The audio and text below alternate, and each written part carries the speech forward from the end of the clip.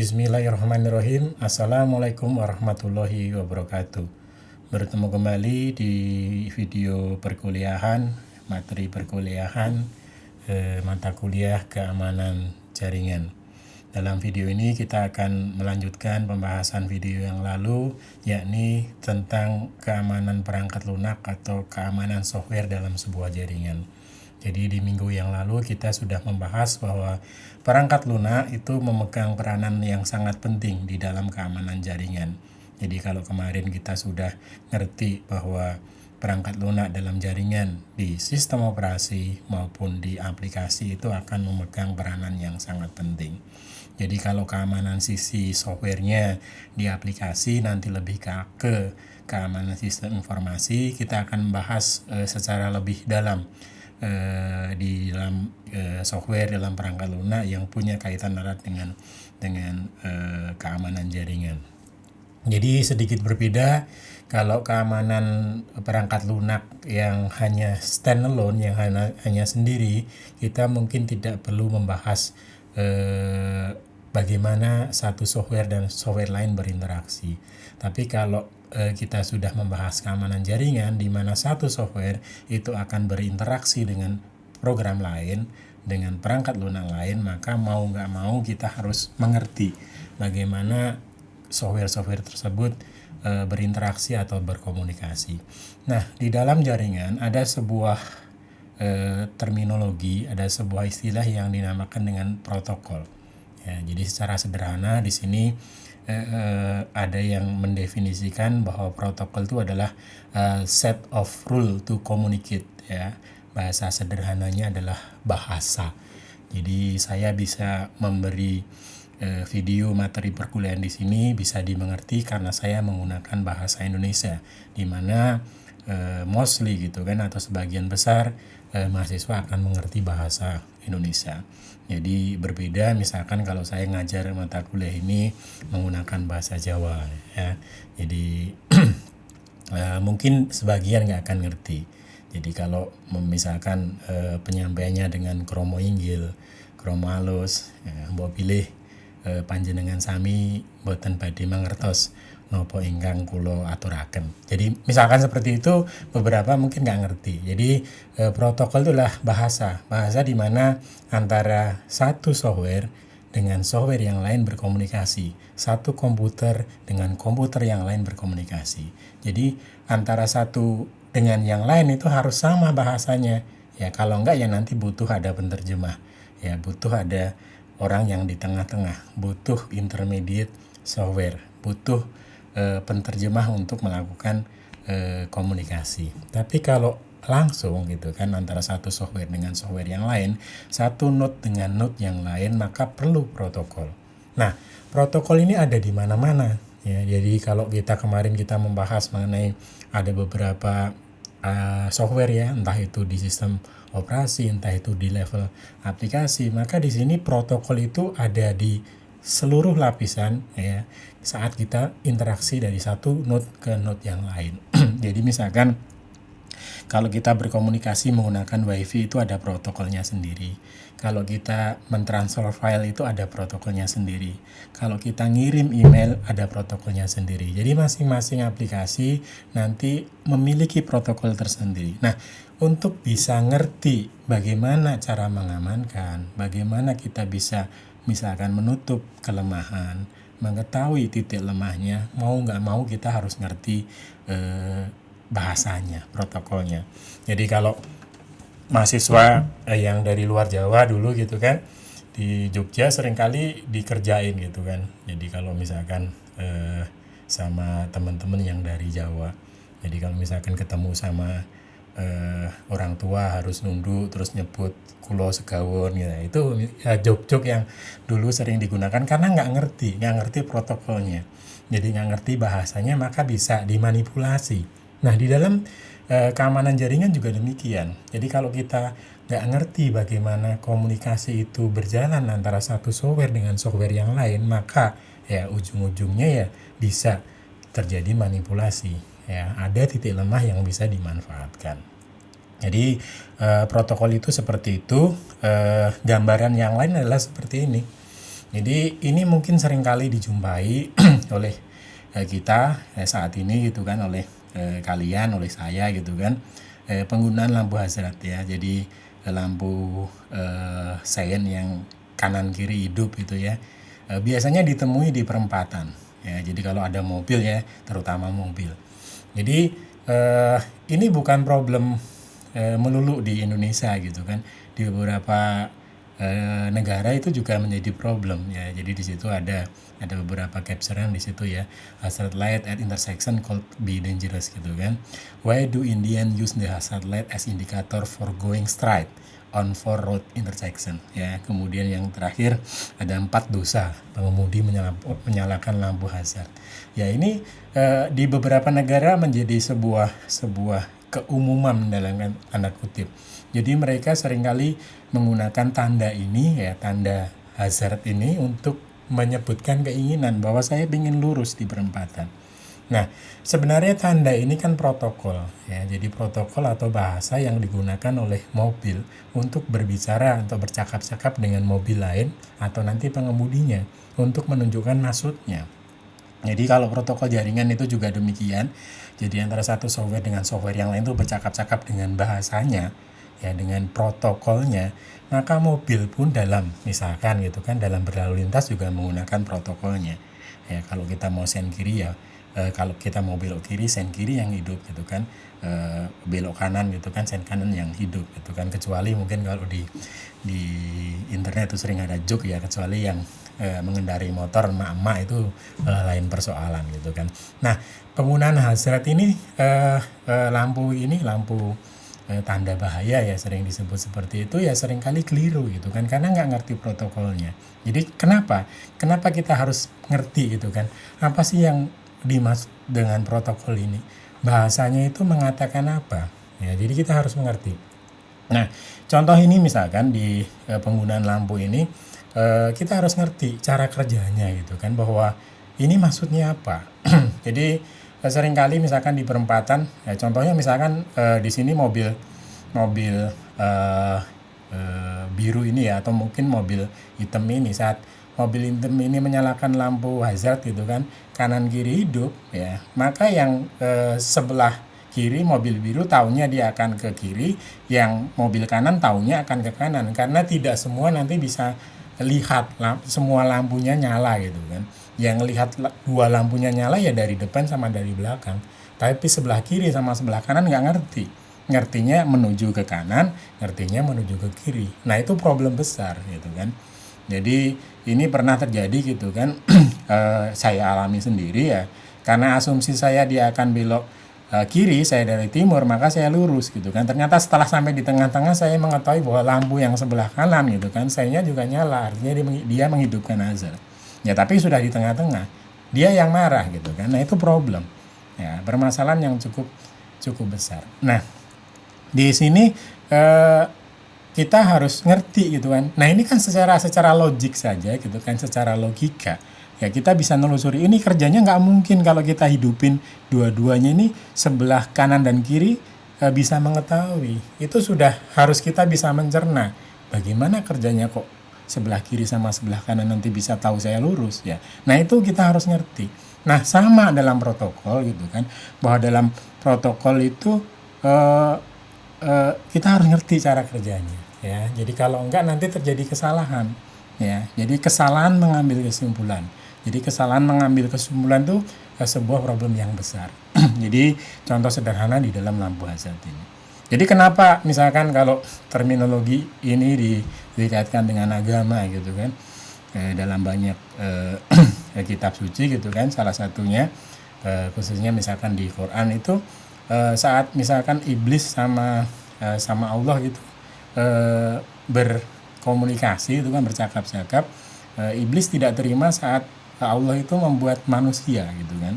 Saat manusia diciptakan, iblis mengatakan bahwa dia nggak mau bersujud ke manusia pada waktu itu ya. Jadi Allah berfirman, apakah yang menghalangimu untuk bersujud kepada Adam waktu aku menyuruhmu. Jadi Allah menyuruh iblis untuk bersujud kepada Adam. Jadi iblis mengatakan saya lebih baik daripadanya engkau ciptakan saya dari api sedangkan dia engkau ciptakan dari tanah. Ya, jadi ini cara pembelaan iblis yang mengatakan bahwa iblis itu lebih baik karena diciptakan dari api. Nah, itu sebuah kesalahan yang mendasar. Ya. Dari mana si iblis itu mengambil kesimpulan bahwa api itu lebih baik daripada tanah? Tidak ada definisinya. Tidak ada teorinya. Sama di sini seorang yang menghidupkan lampu kanan kiri itu dari perempatan untuk lurus ya, yang nggak ada lampu abang hijaunya gitu kan, merah kuning hijaunya, dia lurus gitu kan, mengatakan bahwa lampu hidup kanan kiri itu berarti lurus. Nah, itu terminologinya dia aja, definisinya dia aja itu yang seperti itu. Sama di sini definisi yang diambil oleh iblis ya. Iblis mengatakan bahwa saya terbuat dari api maka saya lebih baik. Ya, jadi karena nggak ada definisi dia ngambil definisi sendiri. Ya, nah ini nggak boleh. Ya, jadi kita harus ngerti ini cara kerjanya gimana, ya protokolnya kerjanya gimana. Nah, di sini ada definisi lampu hazard itu gunanya untuk seperti ini. Ya, jadi kita harus mengikuti itu karena insinyur yang menciptakan lampu sen itu kan sudah mikir banyak gitu kan. Tiba-tiba kita mendefinisikan kalau kita mau lurus itu lampu sen dua-duanya dihidupin itu kan jelas keliru ya. Jadi kalau kalian melihat seperti itu berarti tahu kan siapa yang ngajari pertama kali itu kan di dalam Quran disebutkan ya. Jadi ini guyon saja. Oke, jadi kita lanjutkan. Jadi kita harus ngerti bagaimana protokol itu bekerja. Saya ambil contoh gitu kan. Di sini ada banyak protokol. Nah, ini kalau sudah ngambil jaringan, sudah konsentrasinya jaringan, mau nggak mau harus ngerti banyak protokol ya. Jadi harus paling nggak well known protokolnya, protokol yang harus diketahui itu dihafalkan. Ada HTTP, ada FTTP, ada Telnet, NTP, DHCP, ya, ping, ya, dan lain sebagainya itu di level aplikasi. Jadi layer OSI, ya. Jadi ada layer OSI, application, presentation, session, transport, network, data link, physical, ini harus dihafalin, ya. Jadi ada 7 lapisan OSI, ya. Kenapa 7? Ya, ini mungkin nanti bisa dikaitkan dengan kenapa ada 7 lapis langit, ya, sama 7 lapis bumi, ya. Nanti kalau ketemu offline saja. Nah, di TCP IP model ada application, transport, network interface. Nah, di situ ada setiap layernya, ya, setiap bagian, ya, setiap tahapan di sini gitu kan. Itu ada protokolnya. Jadi ada protokol yang digunakan untuk bercakap-cakap antara satu node dengan node yang lain. Nah, semua protokol ini kalau kita misalkan nanti mau mengkonfigurasi web server, FTP server, NTP server, DHCP server, DNS server, dan lain sebagainya, kita harus ngerti mekanisme kerjanya bagaimana, cara kerjanya bagaimana. Dengan kita mengetahui cara kerjanya, maka nanti kita ngerti bagaimana ini mungkin kelemahan yang bisa ditimbulkan. Oh, kelemahannya di sini. Oh, ini harus saya tutup dan lain sebagainya. Jadi mau nggak mau ya sebuah keharusan bagi yang ngambil konsentrasi jaringan untuk memahami bagaimana cara kerja protokol. Nah, di sebelah kiri ini gitu kan ada protokol, ada banner ya, banner yang di link LMS sudah saya berikan, bisa di download kemudian di print warna kemudian tempel di kos. Ya, di kamar kos bisa ditempel di sana gitu kan, dihafalin itu kan. Oh, protokolnya untuk web server itu ini tuh, oh protokolnya ini tuh, dan lain sebagainya. Nanti bisa di download kemudian di print, ditempel di kamar mandi itu kan. Saat di kamar mandi bisa ngapalin nama-nama protokolnya untuk apa dan lain sebagainya. Nah, contohnya misalkan ya kita bahas sebagai contohnya satu aja dalam video ini, misalkan protokol yang namanya HTTP, Hypertext Transfer Protocol. Ya, protokol yang digunakan untuk memberikan yang digunakan dalam layanan web. Ya, jadi situ ada namanya HTTP. Ya, jadi gimana sih kerjanya HTTP itu gitu kan? Nah, ini harus dimengerti. Ya, ini secara garis besar gitu kan. Kalau kita browsing itu nanti ada aplikasi web server. Ya, ada Apache gitu kan. Ada Nginx gitu kan, kemudian ada internet. Nah, macam-macam di sana, ada image, ada video, ada iklan gitu kan, ada dokumen yang teks. Itu dari mana asalnya? Ada ad server gitu kan, kemudian ada video server dan lain sebagainya. Nah, itu kompleks sekali. Nah, bagaimana mereka bisa bekerja, saling bekerja sama, saling komunikasi? Ini kan masing-masing komputernya berbeda, web server berbeda, gitu kan, video server berbeda, ad server bisa berbeda, walaupun bisa jadi satu. Ya, jadi kemudian yang satu pasti ketemu adanya web browser gitu kan, atau sisi kliennya. Ada server, ada klien itu bercakap-cakap. Nah, salah satu protokol yang digunakan itu kan adalah kalau menggunakan web, kalau menggunakan browser, di sana ada HTTP, Hypertext Transfer Protocol. Nah, cara kerjanya gimana? Kita harus secara bertahap gitu kan mencoba melihatnya. Jadi misalkan seperti ini. Ya, HTTP itu kemudian http:// gitu kan, atau backslash itu kan, kemudian ada di sini ada domain name. Domain itu apa gitu kan? Sebuah pertanyaan lagi gitu kan. Kemudian ada .280. Ini apa? Ini port.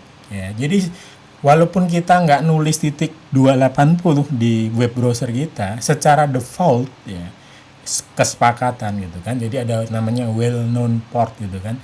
Jadi port yang diketahui secara umum 80 itu web HTTP gitu kan. 22 apa gitu kan, 21 20 FTP ya, 22 SSH ya, dan lain sebagainya. Masing-masing punya angka port yang sudah diketahui secara umum, ini buat apa, ini buat apa. Jadi kalau misalkan kita bikin web server, coding, bikin web server mau nyanyi Nginx gitu kan, mau nyanyi apa aja, kita bikin web servernya, maka defaultnya port yang digunakan untuk menerima request, menerima permintaan dari web browser itu port yang dibuka adalah 80. Ya, walaupun bisa dikonfigurasi. Web server mau menerima di port berapapun nggak masalah.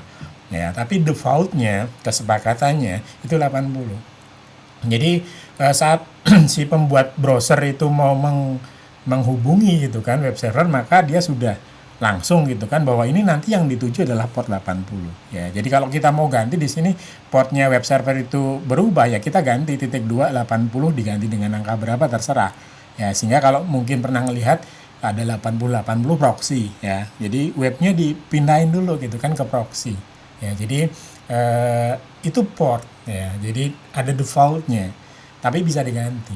Nah, itu harus kita ketahui juga. Oh, protokol HTTP itu defaultnya portnya 80 ya di sisi server ya. Di sisi klien random ya portnya, nanti silahkan dipelajari port yang dibuka berapa sih kalau di sisi klien. Jadi kalau dua komputer yang terhubung itu pasti ya masing-masing each itu kan satu sisi buka yang namanya port ya. Di sisi server 80, di sisi klien berapa ya. Kemudian di sana ada ini yang ditunjuk filenya yang mana yang mau ditampilin ya. Jadi kalau pernah buka web server, di sana ada file index gitu kan, indeksnya di mana gitu kan, nanti direktorinya di mana ya. Itu memungkinkan dikonfigurasi juga, apakah harus HTML ya, harus PHP, harus ASP dan lain sebagainya. Itu memungkinkan dikonfigurasi. Jadi ada domain atau alamat servernya berapa, portnya berapa, sama file yang mau diberikan ke klien, yang diminta klien itu di mana, itu harus ngerti. Nah, saat kita sudah ngerti itu gitu kan, oh di sini filenya ya, maka kita memungkinkan itu nanti kita melakukan konfigurasi. Oh, mana yang harus saya amankan, oh file ini nggak boleh dibaca oleh orang lain, oh ini nanti boleh dibaca oleh semuanya dan lain sebagainya. Nah, hal yang lain yang berkaitan dengan seperti ini namanya URL ya, Uniform Resource Locator. Jadi ada URL di sini berkaitan dengan SEO gitu kan, Search Engine Optimization ya. Jadi zaman dulu mungkin tidak memperhatikan URL ya, sekarang diperhatikan gitu kan, ada alamat, ada subdirectory dan lain sebagainya. Nah, ini penting untuk dimengerti. Oh, protokol HTTP seperti itu ya. Ya. Jadi khususnya gitu kan masalah port gitu kan, port yang terbuka 80 ya. Jadi kalau misalkan kita hanya punya web server saja ya, kita nggak punya server yang lain, ya memungkinkan dibuka aja portnya 80 aja. Kalau HTTP gitu kan, nanti HTTPS berbeda lagi, yang lainnya ditutup, yang dari internet gitu kan. Demikian juga file tadi gitu kan, di mana ini yang kita nyimpan file di sini, path to file my file HTML ini ya. Demikian juga misalkan ada parameter di sini sudah berkaitan dengan programming. Kalau kita pakai PHP, kalau kita pakai ASP, ini harus ngerti parameter ini. Ya jangan sampai nanti kena SQL injection dan sebagainya. Itu nanti lebih ke keamanan sistem informasi. Jadi kita ngerti protokol itu, oh HTTP ada URL ya. URL-nya itu ngarahnya kemana sih di server, mana yang harus saya lindungi dari sisi web servernya. Ya. Jadi ini contohnya gitu kan menggunakan HTTP. Nah ini secara lebih dalam gitu kan bahwa kalau menggunakan HTTP itu ada operating system, sistem operasinya gitu kan. Di sini menggunakan TCP/IP. Kita ada request, kemudian ada respon gitu kan dari sisi client, dari sisi server. Respon dari client ke server gitu kan, kita minta ke server ya pakai HTTP. Nah mintanya itu pakai apa sih metodenya? Ya, jadi mintanya itu pakai apa? Nah ternyata di sana ada metode yang bisa kita pelajari. Oh di dalam HTTP itu ada metode get sama metode post. Bedanya apa? Dan lain sebagainya. Nah itu itu bisa dipelajari gitu kan. Bagaimana HTTP itu bekerja dalam memberikan suatu dokumen, memberikan sebuah respon atas suatu permintaan. Oh di sini ada metodenya, bisa diketahui metodenya get. Ya. Oh HTTP-nya versi sekian. Oh hostnya dia pakai apa dan lain sebagainya. Ya. Jadi itu bisa dilihat gitu kan bagaimana mekanisme kerjanya gitu kan. Kemudian nanti bisa mengetahui oh pakai get itu ternyata nggak aman ya. Ternyata kalau pakai get itu bisa dilihat dengan protokol HTTP, bisa disadap dan lain sebagainya. Ya, oh pakai get itu punya keterbatasan byte yang dikirimkan ternyata. Oh pakai post itu mungkin lebih aman, variabelnya bisa disembunyikan dan lain sebagainya. Ya, itu yang harus dimengerti. Ya, jadi kalau misalkan Anda nanti bekerja kemudian diminta mengamankan sebuah server ya harus ngerti cara kerja suatu protokol ya bergantung server yang digunakan itu apa. Ya, jadi sangat penting untuk ngerti protokol, sangat penting untuk ngerti bahasa. Jadi jangan sampai kita nggak ngerti cara kerja suatu protokol yang mau kita amankan. Nah ini kelanjutannya masih HTTP. HTTP itu ada kaitannya sama DNS gitu. Sangat kita request www misalkan akprin.ac.id enter gitu kan. Loh kok bisa mengetahui bahwa alamat akprin itu di balapan ya IP-nya sekian. Itu siapa yang ngasih tahu? Nah itu yang bekerja adalah DNS. DNS nanti sini aplikasi sendiri. Ya dia punya protokol sendiri. Ya.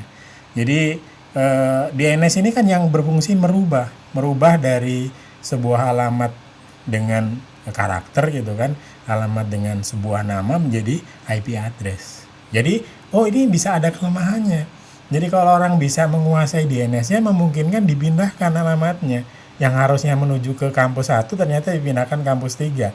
Ya, misalkan gitu kan. Itu bisa diganti dokumennya ya, kemudian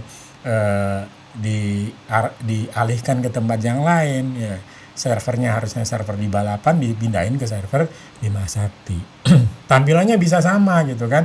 Tapi yang di Bima Sakti mungkin ngambil datanya, yang di balapan enggak. Nah, itu memungkinkan sehingga banyak orang mencoba mengamankan bagaimana supaya DNS ini aman. Ya dulu ada gitu kan OpenDNS, saya pernah menggunakan cukup lama dulu tahun 2007 itu kan karena memang cukup secure. Jadi kalau kita misalkan mau ngeblok sebuah domain yang terlarang gitu kan, zaman dulu misalkan www.17tahun.com misalkan gitu kan. Nah itu kan ada request 17tahun.com itu arahnya kemana? Ya, oh ke sana diblok di DNS-nya selesai. Ya nggak mungkin lagi request. Ya, jadi memungkinkan untuk dilakukan seperti itu. Jadi dipaksa misalkan sebuah klien itu pakai DNS 1. Ya, jadi kalau sekarang misalkan di blok DNS-nya pakai 888 gitu kan DNS-nya Google ya misalkan selesai gitu kan. Walaupun bisa juga kalau Anda misalkan bekerja di suatu jaringan memaksa bahwa DNS-nya harus pakai punya saya. Jadi walaupun Anda mungkin pakai yang lain nanti tetap diarahkan ke tempat saya ya memungkinkan itu. Sama dulu misalkan saya pernah mengkonfigurasi memaksa sebuah jaringan menggunakan OpenDNS karena jauh lebih mudah. Ya, jadi dulu di tahun 2007 ini masih gratis itu kan yang digunakan. Ya, kemudian tahun 2015 dibeli Cisco. Ya, sekarang harus berbayar. Ya, jadi tidak lagi open gitu kan, tidak lagi bisa digunakan secara publik, harus bayar. Ya, jadi walaupun dulu ada kelemahannya OpenDNS ini. Jadi dulu fungsi utama OpenDNS itu sering digunakan untuk mengeblok scam, ngeblok situs-situs porno dan sebagainya. Pertama kali dibangun ya zaman dulu OpenDNS itu masih saya misalkan pengguna zaman itu tuh malah bisa melihat kumpulan situs-situs yang diblok ya. Jadi zaman dulu itu kan 2007 gitu, kalau pengen punya database situs-situs XYZ itu gitu kan, itu mudah ya, bikin akun di sana gitu kan ya, walaupun habis itu gitu kan beberapa tahun atau mungkin beberapa ya 1-2 tahun kemudian diseleksi mana yang boleh bisa melihat situs-situs yang diblok. Tapi dulu gitu kan, user yang di sana, user pertama kali yang buka OpenDNS ya, as long as dia user di sana malah bisa gitu kan download gitu kan, download web-web yang terlarang tadi, karena ini kan ada supply dari pengguna, ini situs terlarang, ini situs terlarang, itu kan di database oleh OpenDNS disimpan. Jadi kalau ada request itu ditolak. Jadi kalau mau ngumpulin situs itu ya tinggal ke sana, di-download semua, terbuka semua gitu kan, situs-situs yang terlarang itu ya. Jadi sekarang sudah dibeli Cisco sejak 5 tahun yang lalu ya, 5 tahun yang lalu, sehingga sudah nggak bisa digunakan lagi secara gratis. Nah ini harus kita ngetahui, oh ternyata HTTP itu harus ngerti juga DNS kalau kita mau menggunakan internet ya. Oh ternyata gitu kan, dan lain sebagainya. Jadi bagaimana cara kerja DNS di sini ada contohnya gitu kan. Oh ternyata DNS itu jelimet juga kerjanya. Maka di mana kemungkinan ada kelemahannya, di situ bisa ditutup. Oh DNS itu pakai case. Oh DNS itu ternyata berurutan cara kerjanya. Ya. Nah di situ ada titik kelemahan yang harus bisa kita tutupi kalau memang kita pengen aman ya. Oh berarti case-nya harus terus diupdate nih ya. Bagaimana kalau orang bisa ngeracuni case-nya, case DNS-nya diracuni, oh problem lagi itu gitu kan. Nah how it work gitu kan, bagaimana suatu protokol bekerja ya, itu sangat penting dalam sebuah jaringan. Jadi silahkan dipilih gitu kan, salah satu protokol saja, misalkan jadi sebuah penelitian. Kalau saya boleh sarankan saat ini, coba ambil protokol yang berkaitan dengan IoT ya, jadi MQTT gitu kan, atau yang lainnya, atau pakai HTTP aja. Bagaimana supaya IoT itu pakai HTTP bisa lebih secure, bagaimana pakai HTTPS, IoT bisa nggak pakai HTTPS tapi tetap stream gitu kan, tetap aliran lancar ya, tapi secure. Nah ini sebuah pertanyaan atau banyak pertanyaan yang bisa menjadi sebuah penelitian, bisa menjadi sebuah skripsi. Nah, jadi mumpung gitu kan, yang mungkin belum ngambil skripsi, tertarik sama jaringan gitu kan, silahkan gitu kan, bisa diambil salah satu protokol, dipelajari lebih detail, kemudian dibuat sebuah judul. Ya, jadi kalau yang menarik tadi saya sebutkan, bisa ngambil misalkan yang berkaitan dengan IoT. Baik, itu untuk video pendek ya, untuk materi tentang keamanan software khususnya protokol. Jadi sekali lagi, untuk protokol ini sangat banyak sekali, nggak mungkin kita harus pelajari satu persatu di dalam mata kuliah. Jadi kalian ngerti aja bahwa oh protokol itu ternyata penting ya. Oh kita harus ngerti cara kerja protokol dan sebagainya. Jadi silahkan dipelajari lebih lanjut, nanti bisa kita diskusikan. Ya, jadi saya pengen pelajari ini Pak, ya silahkan gitu kan. Nanti kita bisa berkomunikasi melalui media yang lain untuk lebih detail membahas suatu protokol. Oke, hari ini video ini saya cukupkan sekian. Terima kasih telah bersedia menyimak. Salam sehat selalu dan assalamualaikum warahmatullahi wabarakatuh.